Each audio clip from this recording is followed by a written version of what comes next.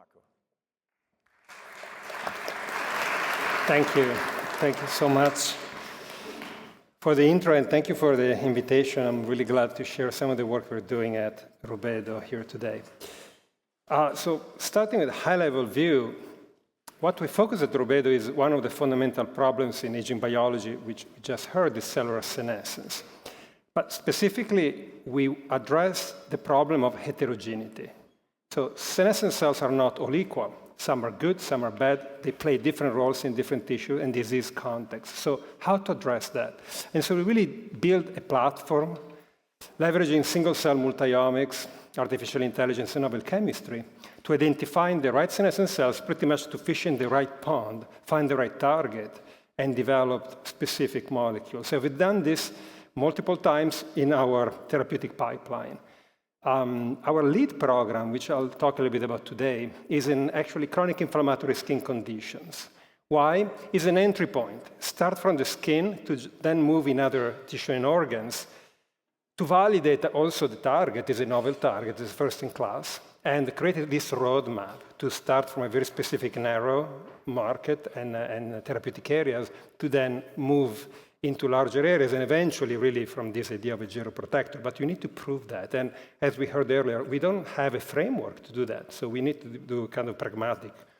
We have other programs in the pipeline, like in interstitial lung disease and others. But today I'll focus on our main lead program.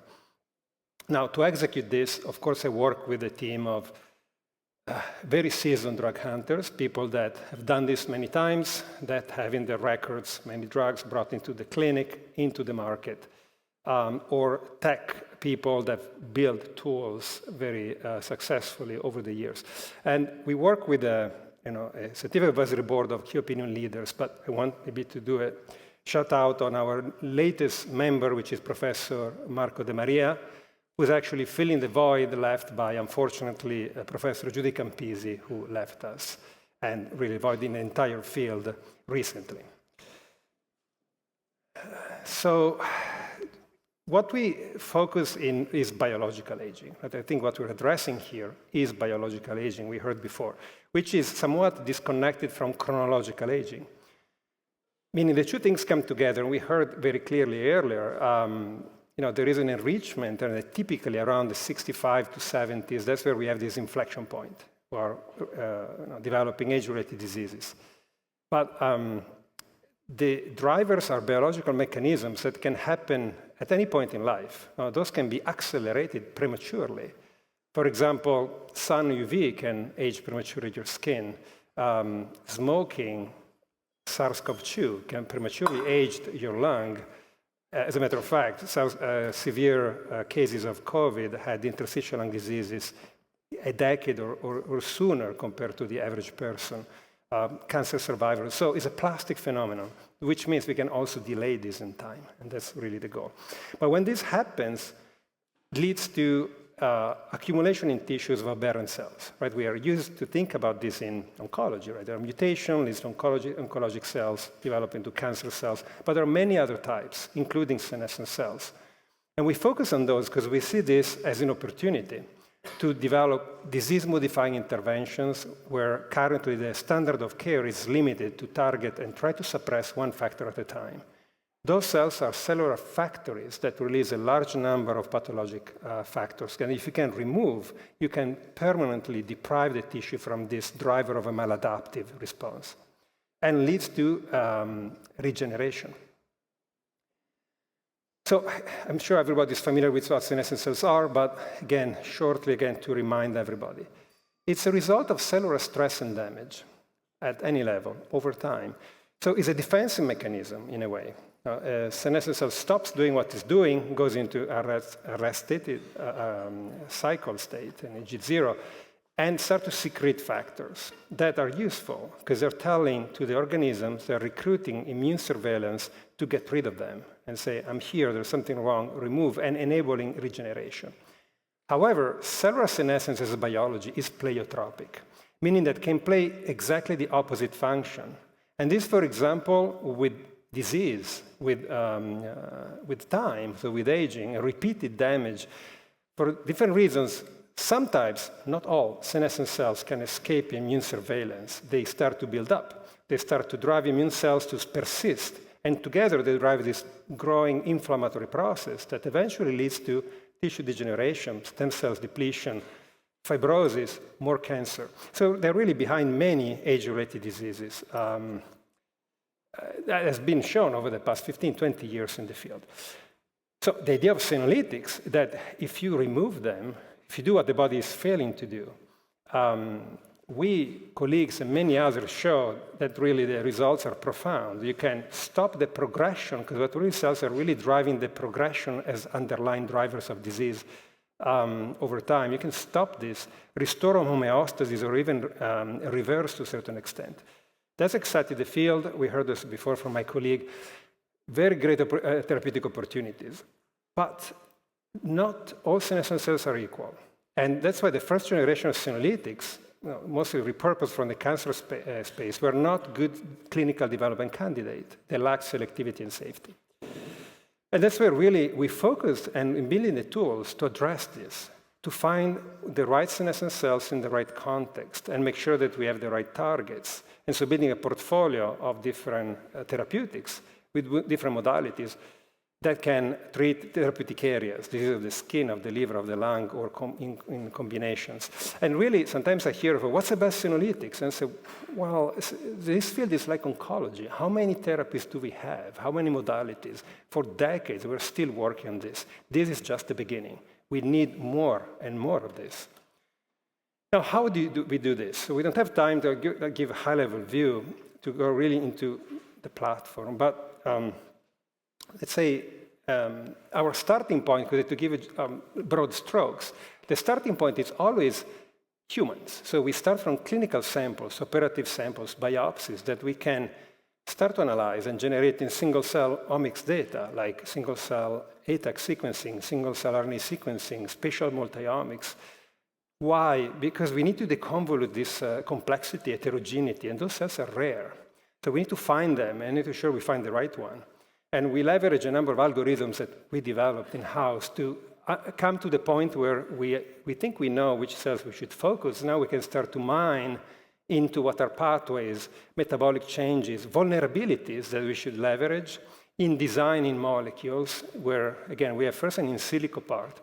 We leverage generative chemistries or docking machine learning to match the targets with scaffolds, optimizing them, and eventually starting from millions to hundreds of molecules that we can actually synthesize, testing the proper models, inform the platform, eventually to come back here. So our lead compounds are tested back to the original human tissues, primary cells, where we want to validate efficacy. So if you zoom in just in this first step, to give you an idea, this is an iterative process.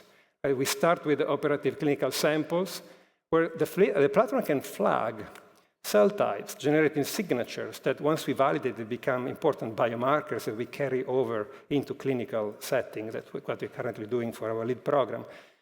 And then we have an experimental pipeline to validate this, to look at in tissue and primary cells from the same patient population to understand if the cells are there, where they are, what are the targets, and generating data along the way that go back into the platform. So until we funnel down this and come to conviction to a cell type that we believe should be the interested one and start a drug discovery process associated with that. So we've done this many times across multiple programs.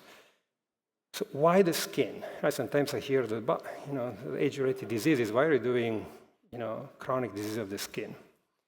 Well, I'll touch base for a number of reasons. We want to do this for us and also for the field. We need winners. I think everybody in this field are collaborators. We are all partners. We are all working for the same mission.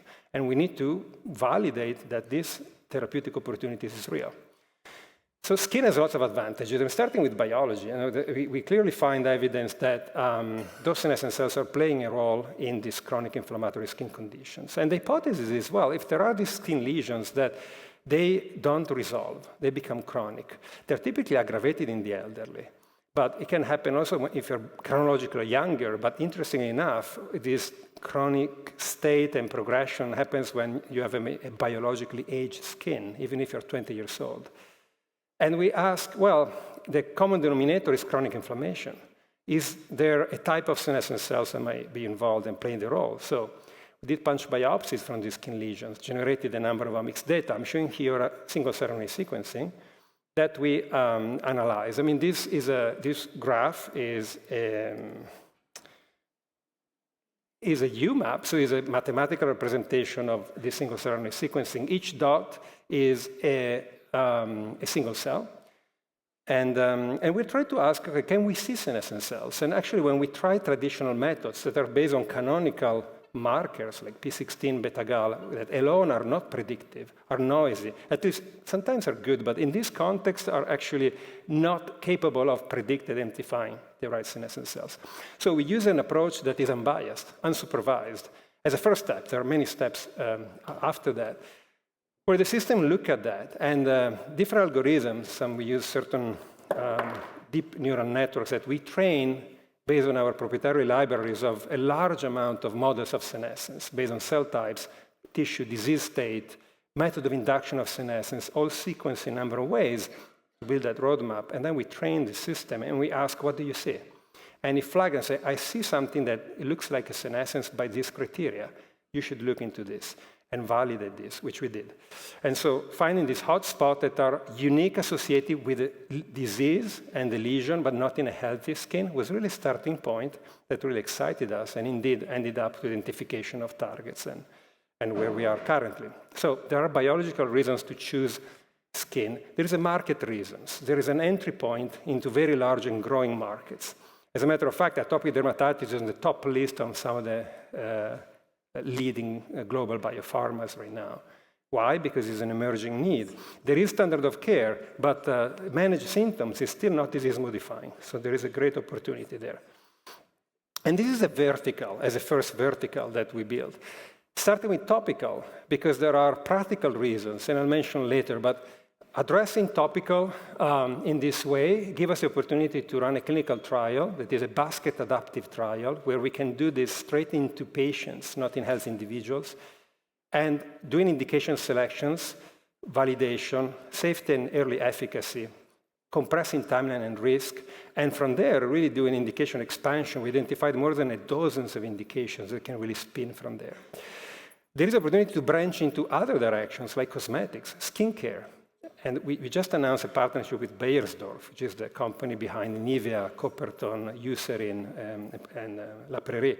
Because this is a healthy skin, instead of a sick skin, disease skin, is a healthy aging skin, where we can also have an early validation into the market for potential efficacy. And in the skin is an organ. There are other things like hair follicle. And so we see effect on hair coloration and fragility, hair growth. And then again, just to address the questions, are we impacting this biological aging process? And from there, can we expand beyond? And we are developing an oral formulation to go into after systemic syndromes like scleroderma, systemic sclerosis, and take it from there. And this is just based on these specific pathways and targets. So very excited about these strategic partnerships. It actually went very fast. We were in January at JP Morgan with the VP of R&D Discovery Beiersdorf, Stéphane Gallinat, and we signed the deal in mid-March and celebrating in April.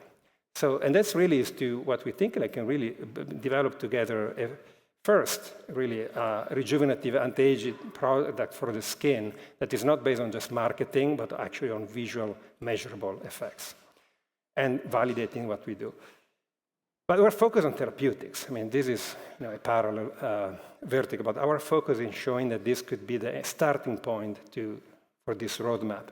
And topical gives a lot of advantages because we will compete with first line of treatments, which are steroids, 80% of patients is from mild to severe, but can span all the way to moderate to severe, which is a minority. And these are people that are eligible for biologics, injectable, oral, that are immunosuppressant, very expensive, very toxic, still a large unmet medical needs. We believe that by removing, and instead of suppressing one factor at a time, like standard of care is doing, we can go after cells that are really the source of many of them and remove this permanently, can really lead to a disease-modifying intervention. So we're very excited.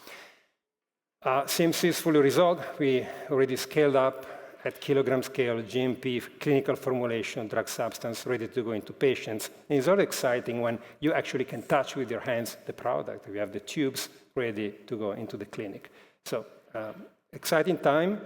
Ready to run this basket trial, which is, as I said, is going to be very comprehensive because you can address safety and early efficacy in multiple patient populations, testing, doing biopsies, stripping, imaging, a number of non-invasive imaging, very comprehensive package for us to de-risk, accelerate, and maximize the chances to really validate this approach ahead of the phase 2. And so that's summarizing, we're really advancing this trial we expect to conclude in next year and entering the oral formulation in parallel while nominating a development candidate for our interstitial lung disease program also later this year, a program supported by the California Institute of Regenerative Medicine. And we're working with other partners in the background that still not announced. So thank you, everyone. Like I mentioned earlier, we recently announced our Series A. That being said, there are still investment opportunities. If you're interested, come talk to me. And thank you for all the investors. Many of you are here. Evolution talked earlier, many others. So thank you for believing and supporting us. And strategic partnership. And if you want to work with us, reach out. Thank you.